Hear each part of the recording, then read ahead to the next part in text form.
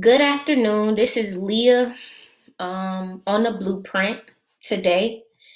And I just wanted to talk about several things today on the blueprint. I know this is kind of a different setting for you guys, being that it's me here and we're in two different places right now. But today the show is called Born a Target. And I'm kind of seeing something going wrong with my screen. So if y'all see the same thing, like a glitch, let me know so I can try to fix that. But more on today's show is called Born a Target. And the reason why I picked the name Born a Target is because I wanted to talk about our history and how, being born Black, what discrepancies or what things you have to go through just because you are born Black. And that's for male and female. I'm going to give an aspect, of course, of a female, but I'm also going to put out there the history that our Black men endure, our Black women endure while just living our day to day life. Now, as we know, and as we still suffer from, we go through several things as far as our day to day life. Every day, I'm pretty sure everyone is trying to beat the odds that are set against us for being Black. Especially what's going on right now with the pandemic and how things are playing out. I know you guys are seeing everything in the media about COVID-19 and how it affects us. And I want to kind of get into deep, a more deeper stance. And I'm going to kind of piggyback off of what my father talked about in the last show. He covered the government and the assistance of the government and what we should be doing with that money that we are receiving from the government and how we should be putting that money back into our community. And as you guys do, I also watch the show. So a lot of things on there you will hear that's really redundant, but at the same time, the more you hear things, the more it sticks. And I think that's something that we have to keep in our community. Also, we need more things to stick. We can't just start with things and say, you know what, hey, this is what I'm going to do. And it can't just be momentarily. So that's something that I want. Some of the stuff will be redundant, goes to say that. So I'm just going to go ahead and start off with the entrance of everything.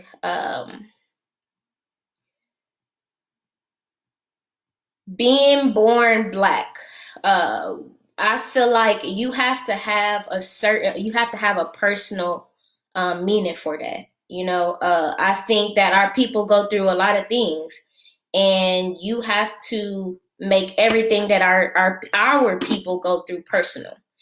And I know my dad talks about that a lot, as in being in a community. We don't tend to feel things until it happens to one of our immediate family members or someone in our family. So we have to think more of, a whole as Black people, especially because the odds are set against us. I mean, who's gonna have our back except for us? Now, being with the whole stimulus thing, uh, I mean, my outlooks and my perspectives on it are way different, and that's just because just personal things.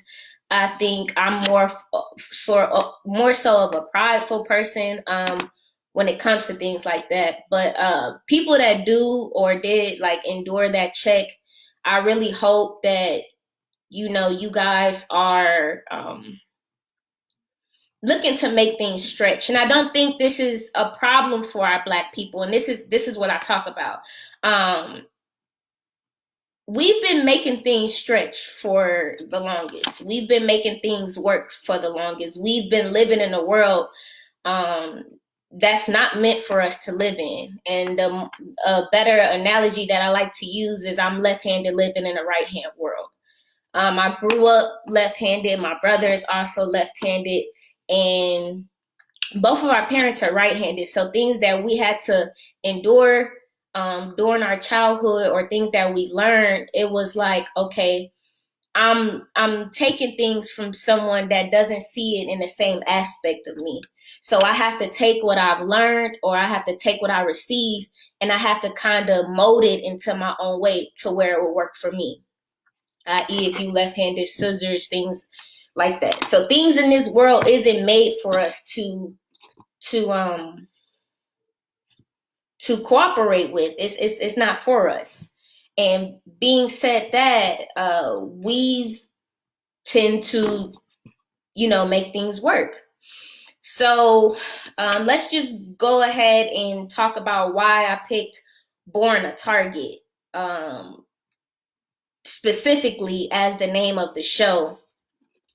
As I said, it's just it's kind of personal. Like it's really, this came from something that, like, which we all have, if you're Black or just living in society. We all have those personal experiences where we feel like, because we believe in one thing, and society doesn't necessarily, show it as a norm, our backs are against the wall. Or it's like, oh, look at them over there, look at her over there. So what I'm going to do is, I'm first going to go through our history, because I think it's very adamant that people do that. When you're talking about things, history repeats itself. And in order for you not to have history to repeat itself, the first thing you have to do is know your history. So I have a list of things here,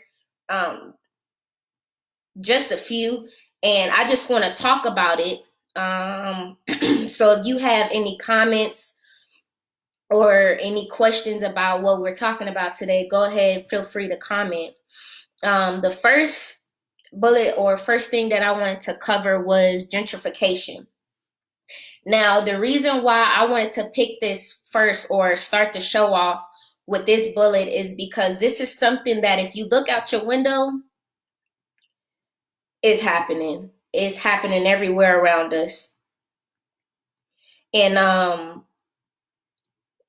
just how I think, and I think like on a different span of others. I look at I'm very observative, so many of us look around us and we don't realize what's going on in our eyes and our faces.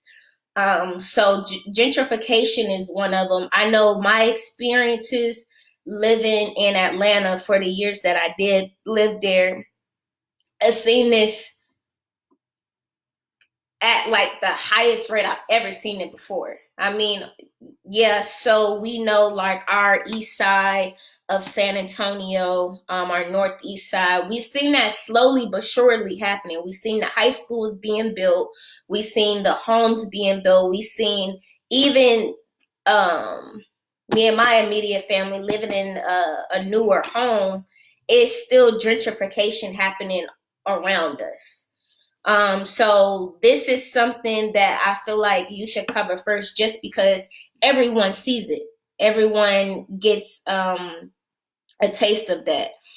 And on a more mental level, we have to think about how this sets us apart from society. Just on a psychological stance, think about you working hard for something that you set this goal towards something, just to see someone to come in and take it. This is history repeating itself.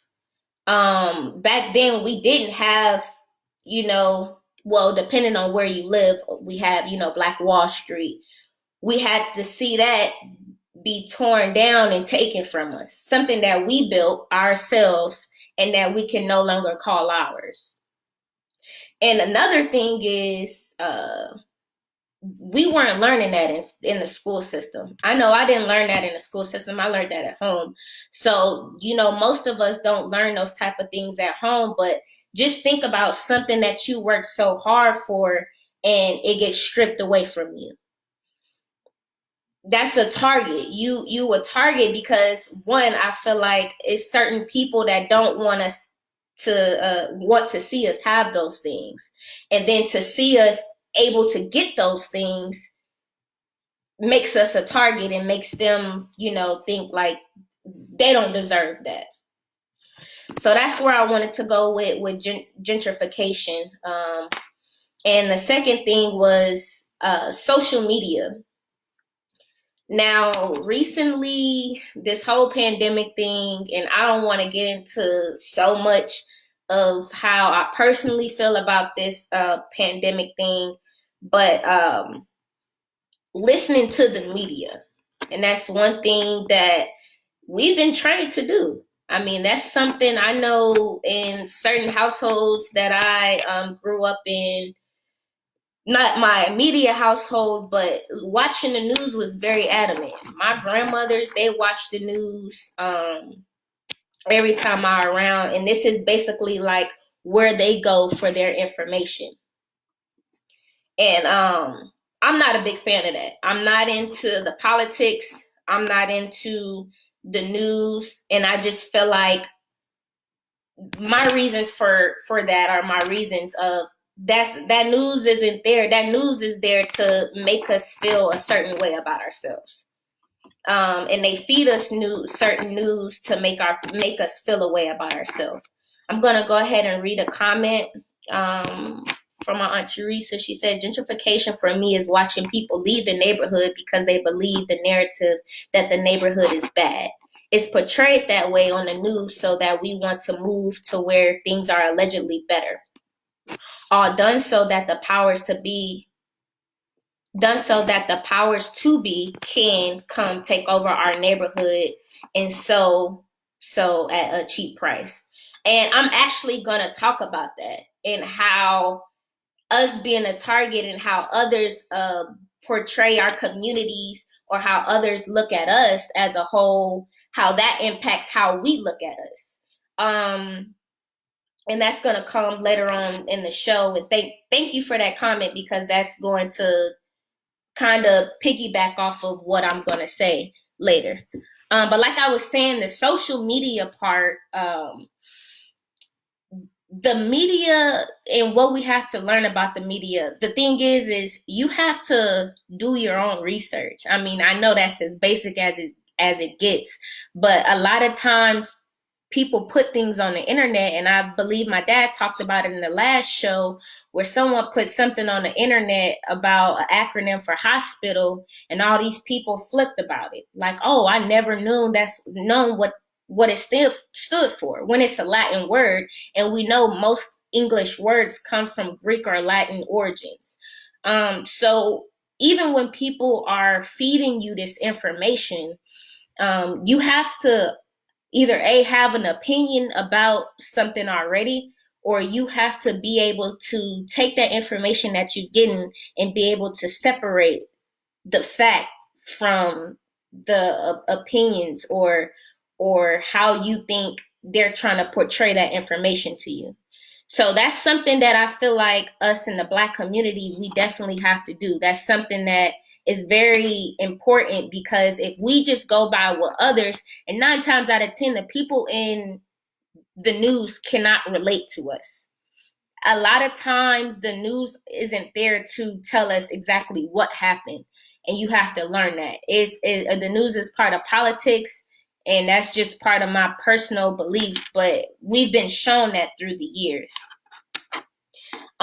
Speaking of social media, I wanted to talk about social media and the exposure for females, Black females to be specific. In social media nowadays, especially in our age group, we're looking up to people that, as a lot of people like to call, eye candy. So we're looking to be this perfect, or what is pleasing to the eye type person. And what I think is, if you can be yourself around anyone or anything or anybody, that's pleasing to the eye in general.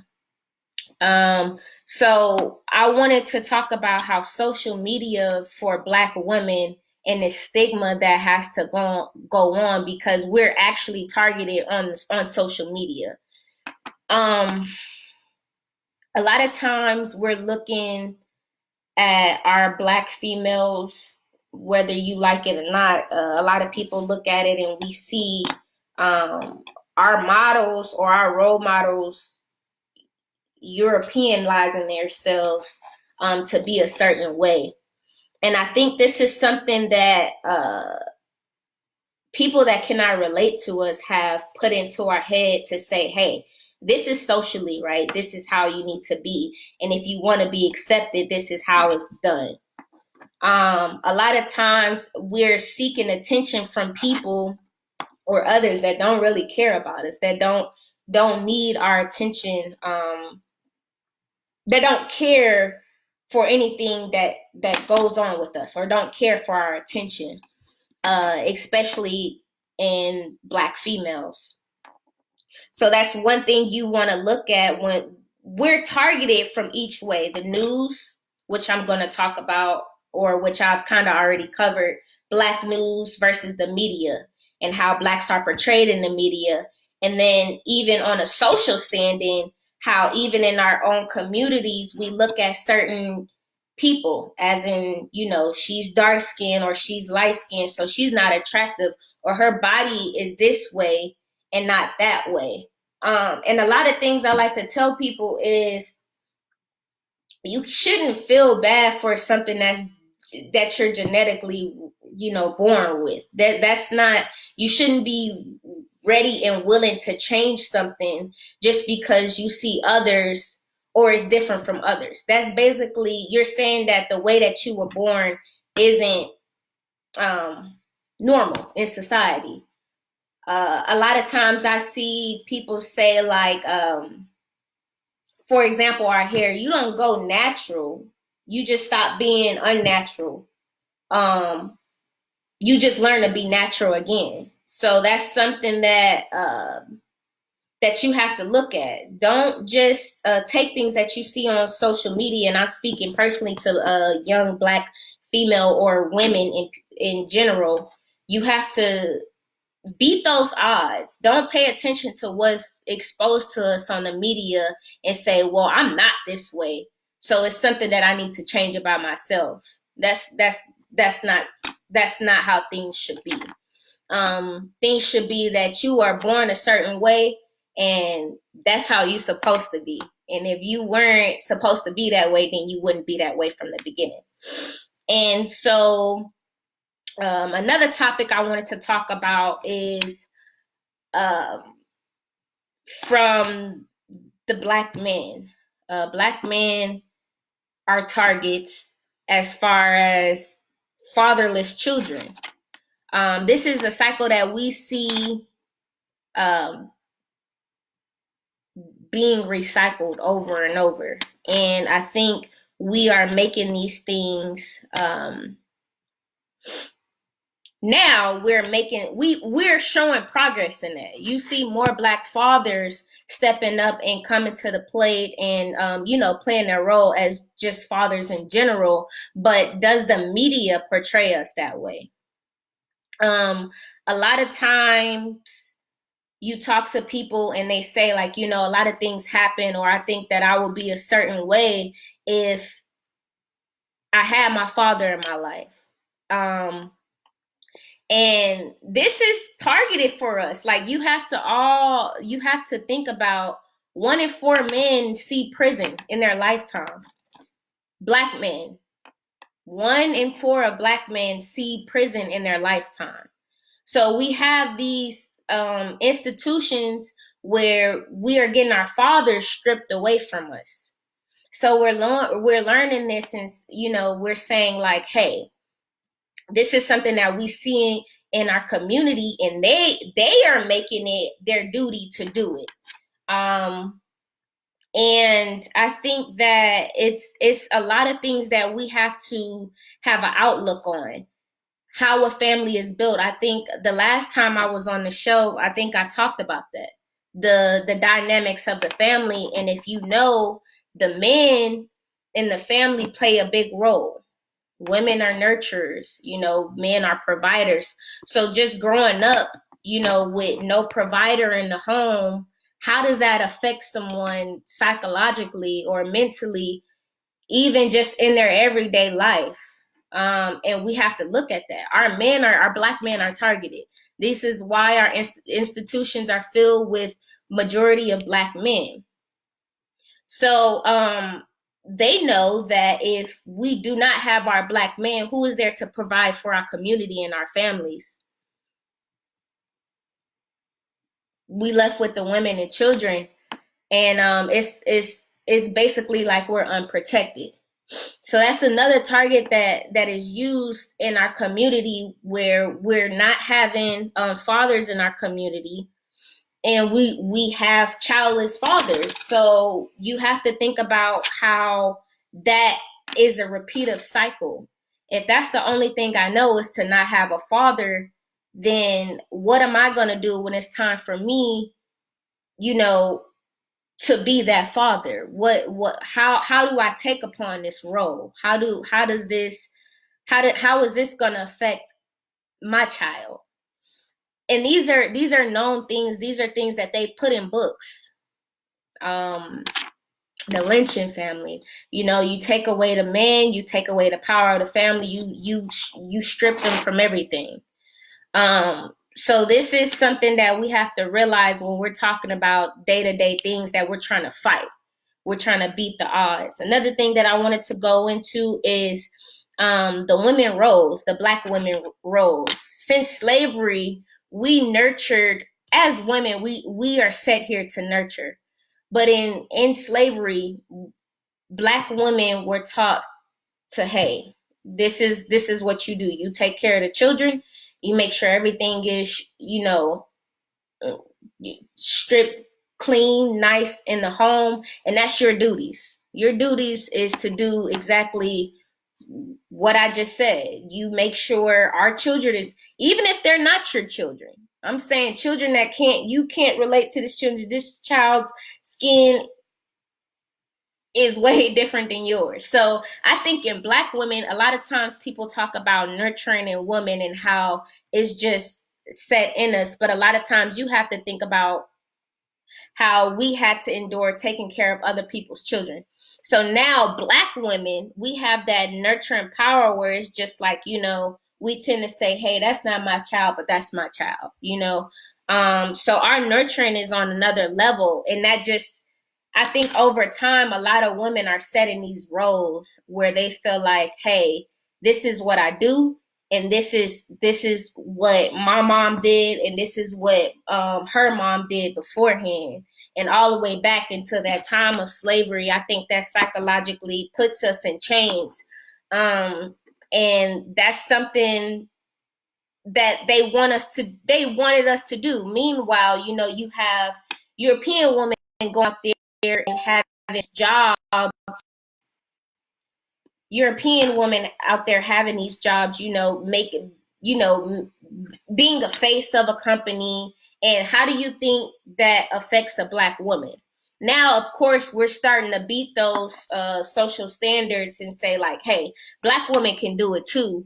But we have to understand that these are all things that were set in place for us to psychologically put us in locks to say, hey, this is not what you're supposed to be doing, and this is exactly what you're supposed to be doing, and this is how you do it. So that was a target for black women. Women rights. This is a list of names that I can go ahead and name. Black women fought for our rights, and at the same time, we were not only fighting for civil rights, but we were fighting for women rights, black women in general, to be socially accepted in this caste system. We're not just going to sit here, and lay low and do this and not be a face of anything. So, like I said, I'm going to repeatedly say it, that, of course, now we're beating those odds, but you have to understand that this was a target set on us for us not to do it. This is something that was made to cripple us, psychologically, in so many ways. Another thing that I wanted to talk about was drugs. Now, I don't want to, this could get really deep. I really do research inside of, drugs in the Black community. And I've studied and did several research on it. And I mean, it's really blatant to see now that we have, if you do pay attention to the statistics that we are fighting against nowadays, and things of that sort, and how it's kind of starting to turn, it's starting to actually, what goes around come around. It's starting to reflect on other communities, let me say. So drugs in our communities, we know the crack epidemic, Reagan's presidency, things of that sort were made to cripple our Black communities. And not just our Black communities, but us as a whole, our mental statements, are being able to actually do things physically. If you ever seen anybody, or everybody, at least someone knows someone that suffers in the Black community from drugs and alcohol. So I wanted to first talk about substance abuse in the Black community versus in the white community. Now, studies are slowly but surely starting to turn the other hand. But back in the day, of course, we seen more substance in the Black community than in the white community. Let me rephrase that. Hardcore substance, so crack. That was, versus marijuana. That was one of the things that was like more of a harsh drug in our community versus, cocaine and things like that.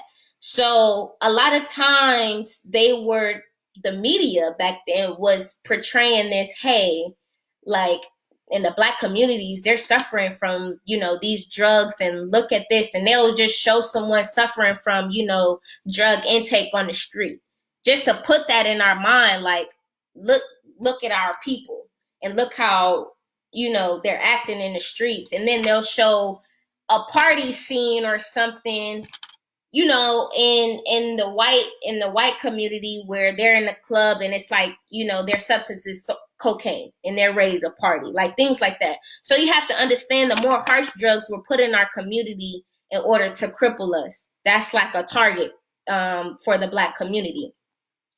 Now, I've had several debates of like, hey, well, if that's the case, if it was put, in you guys' community, crack is still around. Like, what's the difference from the change?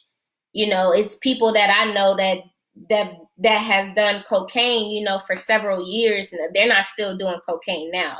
And that's just because the drug is more harsh. The more harsh it is, the more addictive it can be. And then you have to understand that, if I grew up with a mom that abused crack, or, any type of harsh drugs, abuse any type of drugs, most likely I'm going to endure those drugs when I'm older. Now, another thing you have to look at is that, how easy is it for me to get drugs in my own community versus a white 24-year-old girl my age to go in her community and have access to that? How easy is it for me versus her? Now, one thing it does show is peer pressure. Black women in the Black community, we're not usually, we don't usually fall into peer pressure as much as the white people in the white community do. And that's just because I think we psychologically see it. We see it visually and how it impacts our community. So those are all things that you have to think about. If they don't have access to these drugs as easily as we do, then of course it's not going to impact them as much. But me being a young Black girl in the Black community and seeing these drugs circle through our community, and I see everyone in my peers and my immediate family suffer from this drug, then this is all I know. You know, this is not something that's unnormed to society. This is something that I see. Now some of us beat the odds. Some of us see our people and say, hey, like, you know, that's done some harsh things from them. I wouldn't want to take, that road. But we're easily access we have easy access to these drugs, so it's easily for us to fall into this trap. And this was done purposely. Um Another thing is like social influence. Now I talk to people and how, okay, we know in the Black community or music in general, how this has an impact, major impact on our community. Nowadays, we have more rappers talking about drug usage. We have a lot more rappers dying from drug usage um, in decades. We're like at our all-time high. So we have these musicians, which not to say we didn't have them back in the day, but we have these musicians that we're seeing actually take these hardcore drugs now, because the drugs that was given to us, we start to, it's immune to us. And I'm not just saying that for drug usage inside of, you don't have to take this drug personally to see that, okay, I'm immune to this drug. If think about it, how many times do you see people, you drive down the street and you see someone that you can visually see they suffer from mental illness, most likely because of drugs? How normal is that for you? Now if I see someone, sitting on the corner, maybe injecting a drug in my community, that's kind of like, whoa, like, that might be a scare. I'm not used to that. So you also have to think about that. Like in our community, we don't have to, endure this substance, but this becomes a norm to us. And that was purposely done. And so back to what I was saying about the social influences that we have now, social media, this is all easy access that, things that we have easy access to, and that we see. So just think about that, Black girl or Black boy in our community that mom probably suffered from, that crack epidemic. And now that his mom is sober, her mom is sober, she, goes to where everyone goes that, our age is exposed to, which is social media. And we have to listen to these, rappers talk about it. How does that open up that door for them? And that's something that we have to, as a community, have a say so in. I've seen a lot of people listen to a lot of rappers, and I'm guilty myself, and I'll sit there and sing the lyrics, and I've never done this drug ever in my life, but the fact that it's there and, it's in my culture, my music, it's normal for me. And speaking of culture, now I want to just, kind of talk about culture and how our culture is looked upon as like deviation or deviance.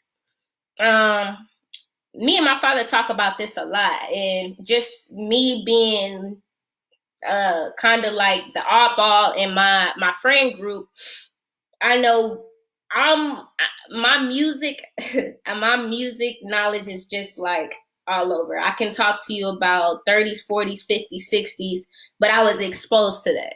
Like I really I express myself through music a lot. But I talk about this a lot in my immediate friend group, how we might be listening to a song, and I don't even have to say that, but we might be listening to a song and, it's like, yeah, this new song. And I'm like,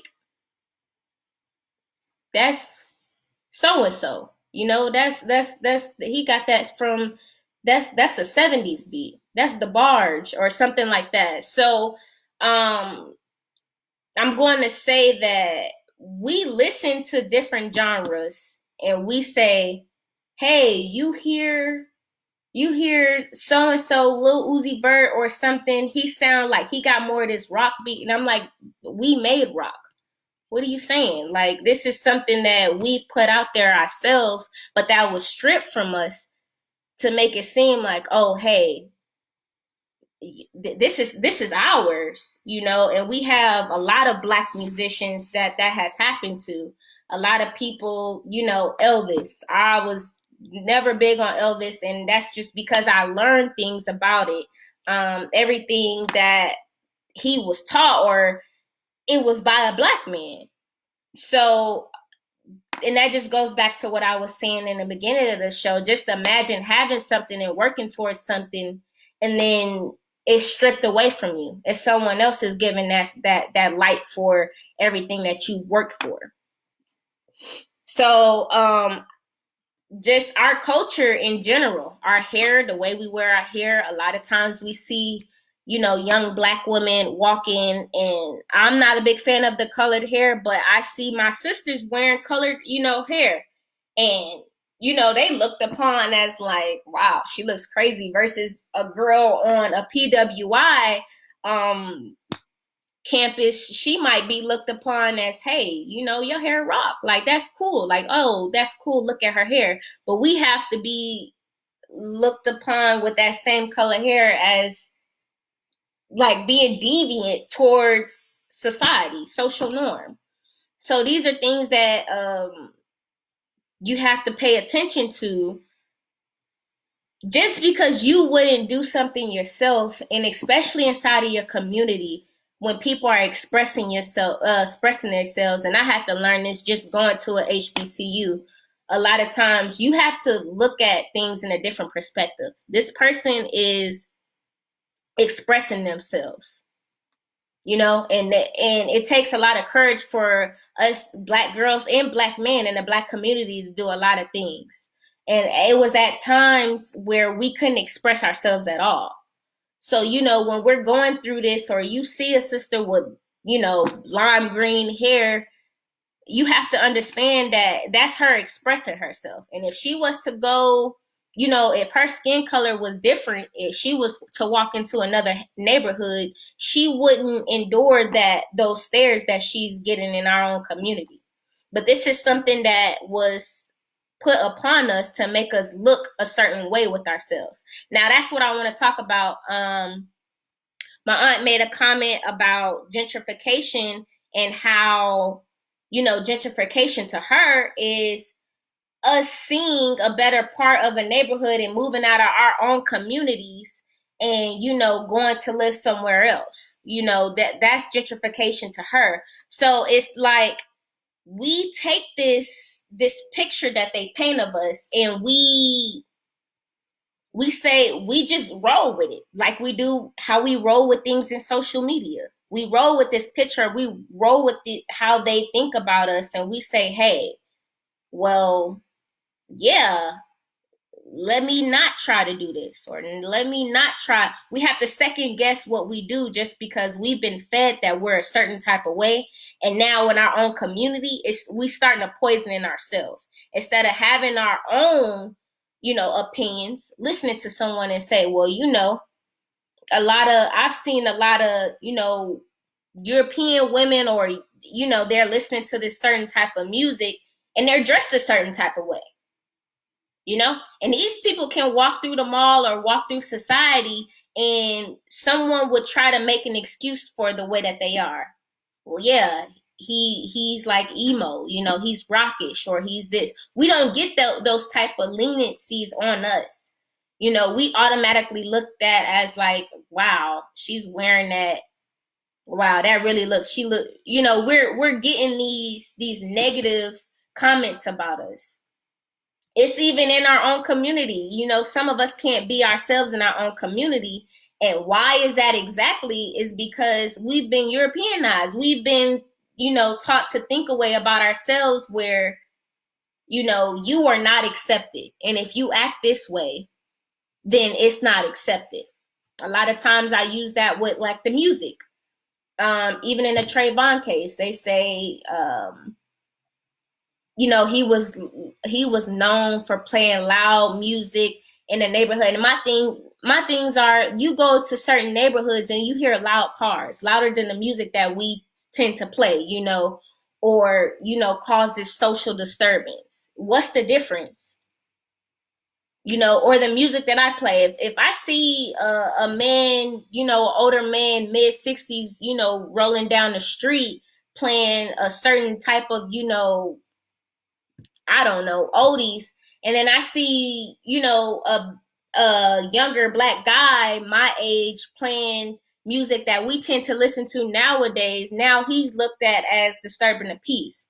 But as far as that older elderly man playing his, his certain type of music or what he listens to, he's cool. So those are things in our own community though that we suffer from. And these targets have been put on us for us to think this certain type, this type of way about ourselves. So that just goes. I talked about the hair. I talked about, clothes where we can't even express ourselves in nowhere, not even in our own community where it's negatively looked upon. Music, dance. Now this is something that, it can kind of go both ways. People have to understand certain dances are a part of our culture. Okay. Now, certain things that we do, you have to understand that certain things that other people do is part of it, is from our culture. It's just because when they do it, it's socially accepted. And a lot of people don't understand that. Like a lot of things that we see in other people communities, it's from our same community. It's from our people that originated with us. But the fact that you never seen it, or, some people are not able to visit Africa to see where our roots come from. So we're stripped from that education. We don't know that about ourselves. And now that kind of brings me into how young girls are sexualized, basically. A black girl in our, a young black girl, we heard a lot growing up, you need to take that off. That looks too grown. Or we'll hear, you being fast. That's not something that, and our minds aren't even put in that type of society yet where we even know. It's just, as a black girl, I know every black woman or black girl growing up, you heard these type of things coming, and sometimes you will question it, like, what does that even mean? But we're sexualized. A lot of times I look at how people, on the internet, you will see a girl, a little, white girl wearing shorts, a two-piece bathing suit, to an amusement park. And that's fine, but then you see this, young black girl, wearing that same thing. And it's like, nah, who mom let her walk out the house like that? So it's things that it's things that's going on in our own community just because others look at it, or they target it for us to look at it negatively. And we have to sometimes stop and say, like, that's a little girl being a little girl, she don't know about, she's not worried about growing up too fast. This is not something that, she's purposely doing. Now, nowadays, things have changed. You have pedophilia going on in our community. That's at like an all-time high. So now these things, and it's sad. It's sad that now that this generation growing up, you have to be careful of that. You have young black women that can't, just be young, or young black girls that can't just be young black girls trying to enjoy their day at an amusement park, because we have to be cautious of these things. And, that's like a target. And a lot of times I have my personal beliefs, and I'm not just going to go into that, of why I feel like pedophilia is, took a toll, or taking a toll on our community a lot. But I think it's a lot of it has to do with back in times where, oh, we got to be quiet, about this uncle, and we know this way. So it's a lot of things where we weren't given voices to speak up and say like, hey, even when we know this is not right, like you get those feelings where things are not right. But a lot of times we were told you don't have a voice.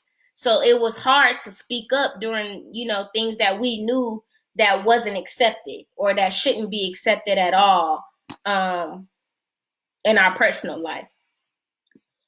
For over. But why is it so much in our Black community though? Why is this something that has took toll on our Black community? These are targets. These are things that was meant to be put in our community to distray us from a lot of things. Lastly, I just wanted to talk about Sunday's best, and that just goes back to how we dress, and that's what I call it, like, Sunday's best. And why we feel like we have to be socially accepted in this society. With us knowing this, and now I think with my generation, or the generation that we're dealing with at hand, that most people call like woke, we starting to see these things, and we're starting to be able to have a voice and speak up about them. Versus if our people that had voices back in the day, if they spoke up about certain things, it was consequences for that. We don't endure those consequences as harsh or as normal as most people did back in the day. So the question at hand before I get into that is, why do we try to be this social norm, or why do we try to be accepted inside of certain societies when we know that we're targeted? We know that they want us to act this certain way.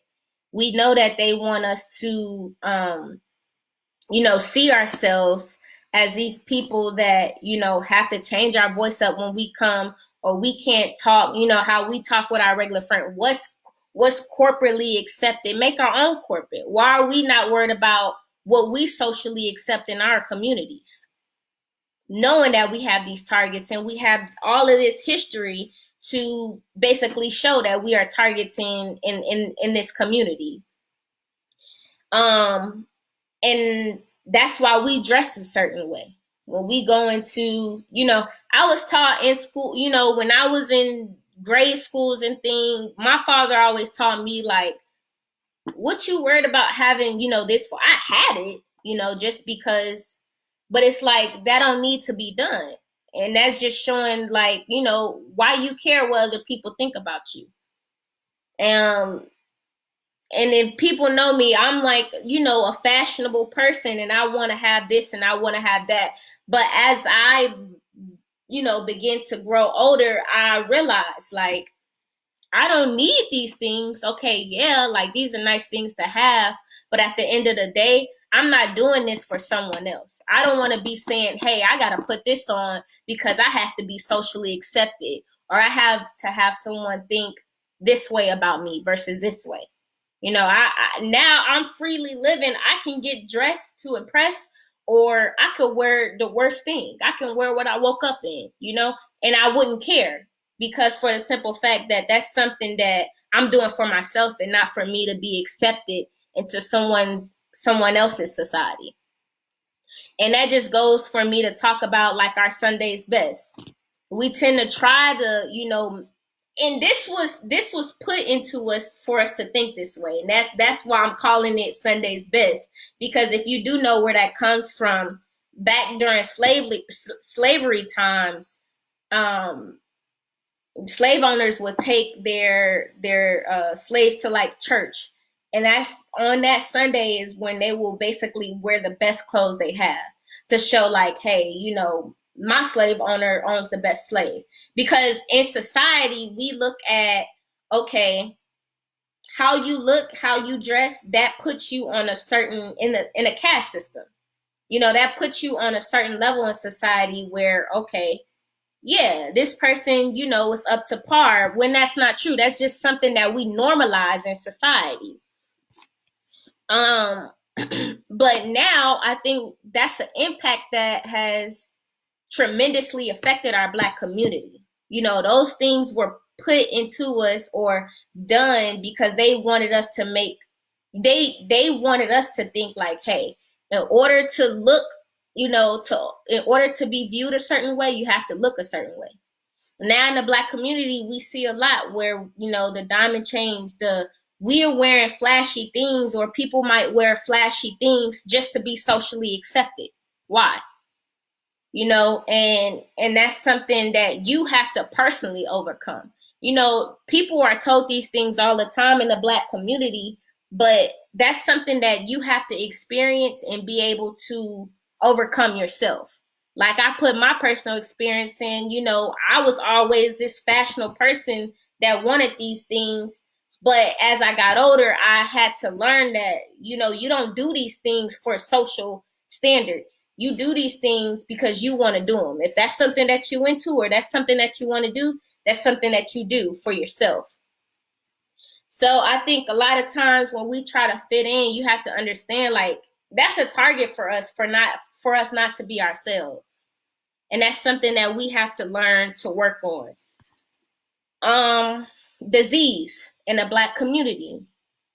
I think it was 1936. Don't quote me on that. And I didn't look up exact dates, but syphilis, when it was gave to Black men, and those Black men thought they were getting healthcare, free healthcare. So they participated in this experiment where they thought when they left, they was gonna have free healthcare, and they end up getting injected with syphilis. You know, and this caused mental illness in our Black community. This caused a lot of different now, and I've recently did some research or came up across this post where they're still saying that, you know, people that endure those type of STDs or those diseases, how it mentally impacts them. And that's something that they're beginning to research more. When you're suffering from these diseases in the Black community, how does this mentally, chemically impact you? We have things as far as diseases that's so sudden, you know, that's put into our communities, in order to infect us. HIV, AIDS. You know, homosexuality nowadays is more, prone in the Black community, but it was never something new. You know, back then homosexuality was kind of like, I don't need this to be known to everyone, you know? And it was more targeted for our homosexual Black men. So this is something that you have to understand also. Like, back then, it wasn't like, you know, free for you to be out in the open. So 9 times out of 10, these Black men were going home inside the Black community. And this is something that spread. You know, this is something that impacted our Black community widely and purposely at that. So now I also wanted to kind of end the show with why, like, what goes around comes around.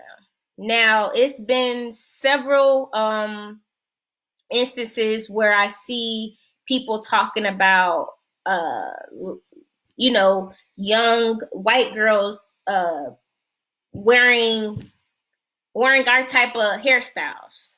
You know, this is like a big question now. Like, you know, we have these people on the fence, like, why is it a big, you know, problem for, you know, white girls to wear braids or wear weave or wear colored weave or wear these, you know, these frontals and things, where, you know, why is that a problem? That's just showing us that, you know, our culture is starting to spread. Well, the problem is when we try to do those things, or if, you know, I try to wear my locks inside a corporate, you know, office, I was deemed upon. So what makes you think that now you could just, you know, flaunt these hairstyles? We had to fight for this, you know? Just recently, locks and sister locks and dreadlocks were accepted inside of I think the military. So, these are things after years after years that we worked upon. And now what goes around comes around, it's slowly starting to impact the white communities or other communities. So that's something that you have to pay attention to. Know where you come from. Because if you didn't know that, if I was a girl that never seen a black girl wear weave ever in my life, or, braids ever in my life, and I see this, white young girl wearing it, I'm like, hey, that's cool. I'm thinking in my head that's something that originated from them, you know? And now I'm thinking I have to Europeanize myself in order to look a certain way.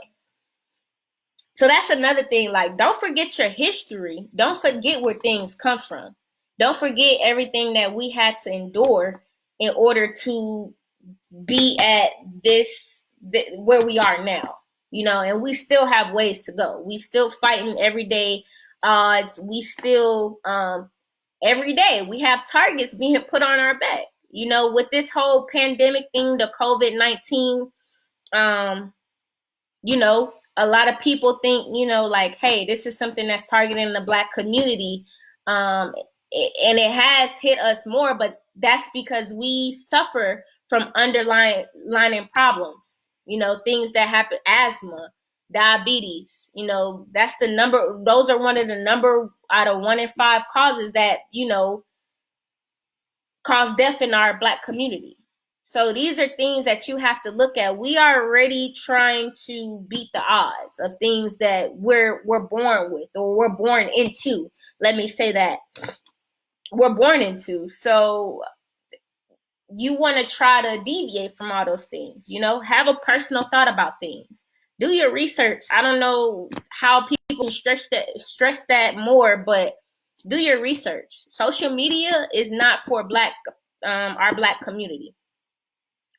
That's why we have to have these things, like, and that was my generation, the Black Twitter, and we built this community on our social medias because we know we got on these apps and we seen like, dang, I'm seeing my brother getting gunned down, or my sister getting gunned down, or a white cop fighting. Look at all this that I'm feeding, that I'm getting fed on social media.